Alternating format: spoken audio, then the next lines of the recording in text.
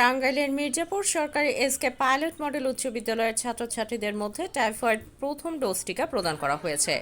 বুধবার 15 অক্টোবর সকাল থেকে বিকেল পর্যন্ত অত্র বিদ্যালয়ে এই টাইফয়েড টিকা দেওয়া হয়। তথ্যমতে জানা যায়, সব শিক্ষার্থীরা রেজিস্ট্রেশনের মাধ্যমে এই টিকা গ্রহণ করছেন। স্বাস্থ্যকর্মীরা 9 মাস থেকে 15 বছরের কম বয়সী ছেলেমেয়েদের এই টাইফয়েড টিকা দিচ্ছে।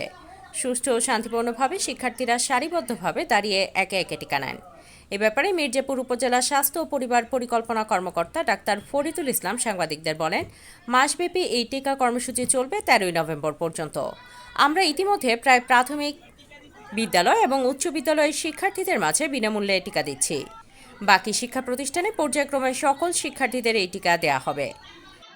কমপ্লেক্স কর্তৃক মির্জাপুর এর বিভিন্ন শিক্ষা প্রতিষ্ঠানে টাইফয়েডের টিকা বিনামূল্যে যে প্রদানের কর্মসূচি, সে তার ধারাবাহিকতায় আজকে 15-10-2025 বুধবার মির্জাপুর সরকারি এসকে পাইলট মডেল উচ্চ বিদ্যালয়ে স্বাস্থ্যকর্মীরা উপস্থিত থেকে এই টাইফয়েডের টিকা সুন্দরভাবে সম্পন্ন করতেছে। আমাদের বিদ্যালয়ে অধিকাংশ শিক্ষার্থী আজকে এই টাইফয়েডের টিকায় নিয়ে তারা তাদের যে সরকারের যে পরিকল্পনা, সেই পরিকল্পনার প্রতি শ্রদ্ধা জানিয়ে তারা রেজিস্ট্রেশন করছে এবং আজকে সুন্দরভাবে তারা সুশৃঙ্খলভাবে এই টাইফয়েডের টিকা গ্রহণ করছে।